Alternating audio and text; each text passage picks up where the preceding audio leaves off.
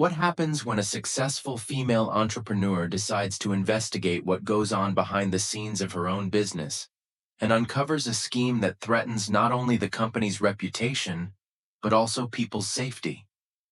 We dive into the story of Emma Rogers, owner of a company in the call center outsourcing industry, and how her undercover investigation not only changed her business, but also redefined her views on leadership. Emma Rogers has always considered herself a successful female entrepreneur. She built her company from the ground up, starting with a small outsourced call center and growing it into one of the largest companies in the market, serving thousands of clients across the country. Peak Call was a symbol of reliability and quality, and Emma prided herself on the fact that her team was always on top of their game. However, over the last few months, Emma's confidence began to fade. Complaints from customers were piling up like a snowball.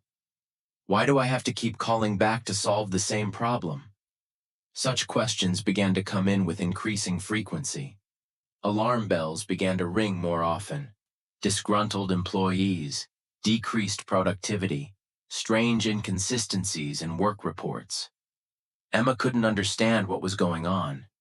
She had always relied on her team, but now something in that picture began to raise doubts. It all started when she received an anonymous letter that, despite her best efforts to ignore such reports, was impossible to overlook. It claimed that the company was falsifying data, covering up mistakes, and that employees were deliberately understating customer satisfaction statistics to improve their results. Emma brushed off these suspicions. Could her team have betrayed her trust? After all, the company had always adhered to the strictest standards. However, the letter planted a seed of doubt, and it kept her on edge. A couple of weeks later, Emma decided to investigate what was really going on in the company. She couldn't afford to risk her reputation, but on the other hand, it was hard for her to imagine that all these rumors could be true. So, she made a difficult decision: to go undercover and check it out. Emma decided to take the extreme step of getting a job at the call center, not as the owner of the company, but as a regular operator. It was a risky move that could jeopardize her reputation, but she realized that otherwise, she wouldn't be able to find out the truth. Adopting a new pseudonym, Melissa, she plunged headfirst into her routine work, trying to remain inconspicuous. From the first day, the atmosphere in the office seemed strange to her. All employees were aloof, as if everyone was hiding something important, which was too risky to discuss aloud. In this uncomfortable environment, Emma began to realize that the state of the call center was just a reflection of what was happening in her business as a whole. The first few hours at her new job instantly opened Emma's eyes to a reality she hadn't even realized existed. The call center, which had once been a model of quality service, now resembled a routine machine, where it was more important to follow quantitative indicators than to solve customer problems qualitatively. Operators worked like robots: call after call, template answers, minimal attention to detail. When a customer complained about a problem, the operator would quickly capture the request and route it to the queue to close the call as fast as possible. Emma noticed how many employees brushed off real customer problems by citing system errors or malfunctions. Emma immediately noticed one of the shift supervisors, Michael Hopkins, who seemed completely indifferent to the quality of customer service. Instead of paying attention to training and supporting his staff, he only frowned and constantly reminded everyone about the need to meet metrics. We need more calls per shift, less talk time. His approach was clear. Results mattered more than actually helping customers. The operators seemed to have gotten used to this approach and simply tried to close as many calls as possible, without thinking about whether they were solving real problems. The first few days as a regular operator revealed a terrible truth to Emma.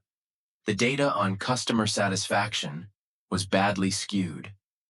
Operators started disconnecting calls early to speed up the process and improve statistics, or making false entries into the system that had nothing to do with real customer problems. This went against what she was teaching her team, and Emma couldn't ignore such deviations. When she decided to speak directly to Robert Graham, a senior colleague, to find out how the reporting was going, he was quick to assure her that everything was fine. But something in his voice betrayed anxiety, and Emma realized that something in his answers didn't match reality. Emma wasted no time and started actively gathering information, talking to other operators and even managers. Gradually, she began to realize the depth of the problem. Some employees were deliberately hiding customer complaints from management, underreporting the number of unresolved issues to keep the numbers down. One operator shared a shocking revelation with her. Every month, call center management demanded that the number of difficult calls be reduced in order to increase overall productivity. This meant that any issues that needed more attention and scrutiny were simply ignored, and sometimes glossed over, to keep the plan on track and performance on track. In another meeting with management, Emma decided to reveal her identity. Gathering everyone in the conference room, she took off her dark glasses and said, "I'm Emma Rogers, the owner of this company, and I've come here to find out what's really going on. I've received more complaints lately than I've ever had in my years of business, and what I've discovered is deeply disturbing to me." The shocked employees and managers remained silent, unable to immediately grasp what was happening. Emma didn't drag out the conversation and bluntly laid out the whole truth about data manipulation, hidden complaints, and falsified reports. She firmly stated that such actions could not be tolerated in her company and that a full audit of all processes would now take place. "We have an obligation to maintain high standards of integrity and transparency. These aren't just performance issues. They're a matter of trust," she added, looking resolutely into the eyes of everyone in the room. "Today, we will start with a clean slate," she said firmly, looking at her staff. "We will rebuild our reputation and regain the trust of our customers. We need to be honest, and I'm willing to put my all into it." Emma paused, letting everyone realize the importance of her words, and added, "No metrics are worth losing people's trust. We're going to start changing everything, and that change starts with ourselves." Emma's next step was to make the tough but necessary decision to fire several key employees, including Michael Hopkins and Julia White, who were directly involved in data manipulation and falsified reporting. She couldn't afford to keep people who were undermining the foundations of trust in the company. Emma then set about implementing new quality standards, increasing the budget for staff training, and improving working conditions. All internal processes were reviewed, and the reporting system underwent a complete overhaul to eliminate any scope for future manipulation. Emma made it clear to everyone that the company would operate only on honest and transparent principles.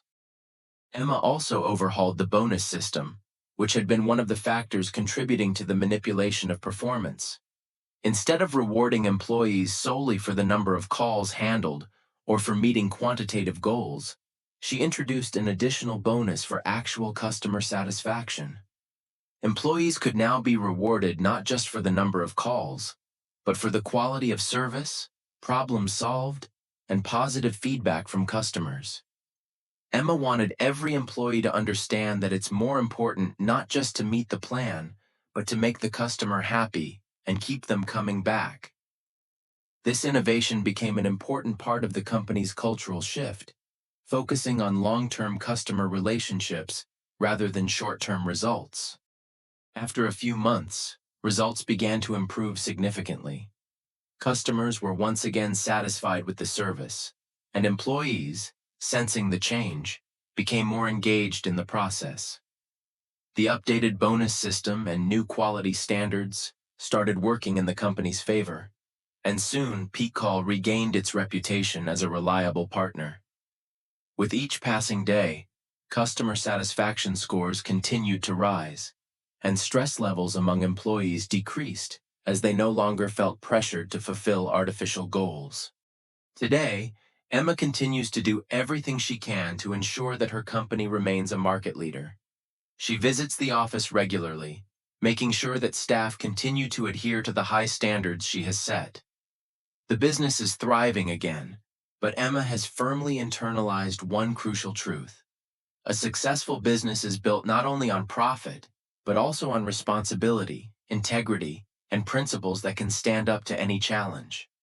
So friends, here's the story of how an undercover investigation saved a company and proved that, even in the most difficult situations, honesty and attention to detail always lead to success.